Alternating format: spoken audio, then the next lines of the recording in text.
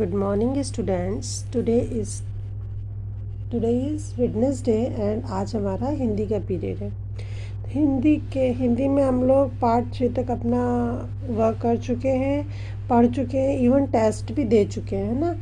अब हम लोग पढ़ेंगे आज पार्ट 7। पार्ट 7 क्या है? भलाई का फल। आपको मालूम है भलाई क्या होती है? भलाई मीन्स किसी के लिए कुछ अच्छा करना, अच्छा काम करना, वो कहलाता है भलाई, है ना। तो भलाई का फल क्या होता है? जब हम किसी की मदद करते हैं, किसी की हेल्प करते हैं, तो उसका क्या फल होता है? तो इसमें क्या लिखा है ये देखिए, भलाई का फल बताना। इस पाठ का उद्देश्य क्या है कि भलाई का फल बताना, कि जब हमने किसी के लिए भलाई की है, कुछ अच्छा काम किया है, तो उसका हमें क्या फल मिलता है। और दूसरों की सहायता करने की प्रेरणा देना, कि हमेशा दूसरों की हमें सहायता करनी चाहिए। ठीक है, अब ये देखिए, आपने चींटियों को यहाँ वहाँ घूमते देखा होगा। क्या आप जानते हैं कि छोटी सी चींटी बहुत बड़ा काम कर सकती है? देखा है ना आप सबने, चींटियाँ इधर उधर घूमती रहती हैं, हमेशा चलती रहती हैं। यदि नहीं तो कहानी पढ़िए और खुद जान जाइए कि देखिए चींटियाँ क्या क्या करती हैं। अब ये जो कहानी है आपकी, ये चित्र कथा है, क्योंकि इसमें चींटी की जगह चींटी लिखा हुआ नहीं है, चींटी बना हुआ है। सूरज की जगह सूरज बना हुआ है, तो ये एक चित्र कथा है। अब देखिए, एक दिन की बात है, सूरज बहुत तेज चमक रहा था, बहुत गर्मी थी। एक चींटी रेंगती हुई नदी की तरफ जा रही थी। उसे बहुत प्यास लग रही थी। जैसे ही वह पानी पीने लगी, वैसे ही हवा का एक तेज झोंका आया और चींटी पानी में गिर गई। नदी के किनारे एक पेड़ था। क्या था? पेड़ था। उस पर एक कबूतर बैठा था। चींटी को नदी में बहता देखकर कबूतर बहुत दुखी हुआ, है ना। ऐसा लगता है ना कि अरे वो मुसीबत में फंस गया, तो हमको दुख होता है, ठीक है। तो कबूतर को बहुत दुख हुआ। अब क्या हुआ? वह जोर जोर से मदद के लिए चिल्लाने लगा।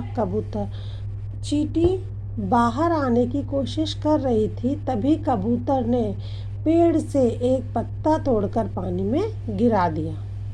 और आपको मालूम है ना, पत्ता जो है वो पानी पे तैरता रहता है। तो चींटी पत्ते पर चढ़ गई, उसकी जान में जान आ गई। उसको लगा कि अब वो बच जाएगी, क्योंकि पत्ता जो है वो पानी में डूबता नहीं है। और वह धीरे धीरे हवा के झोंके के साथ किनारे पर पहुंच गई। कहाँ पहुंच गई? किनारे पर। थोड़ी देर बाद वहाँ एक शिकारी आया। उसने कबूतर को देखा और उसे मारने के लिए धनुष उठाया। चींटी शिकारी के पास गई और उसके पैर पर काट लिया। शिकारी जोर से चिल्लाया। उसकी चीख सुनकर कबूतर उड़ गया। चींटी अपने दोस्त की जान बचाकर बहुत खुश। देखो, इस कहानी से आपको क्या शिक्षा मिलती है कि जब कबूतर ने चींटी की मदद करने के लिए पेड़ से पत्ता गिराया, है ना, तो उसने चींटी की मदद की। और जब चींटी ने देखा कि शिकारी कबूतर को मारने जा रहा है, कबूतर को पता नहीं चल रहा है कि वहाँ पर शिकारी है, तो चींटी ने उसके पैर में काट लिया। और जब चींटी काटती है तो हमको बहुत दर्द होता है, और हम लोग क्या करते हैं? जोर से चिल्लाने लगते हैं। तो वही शिकारी ने भी किया।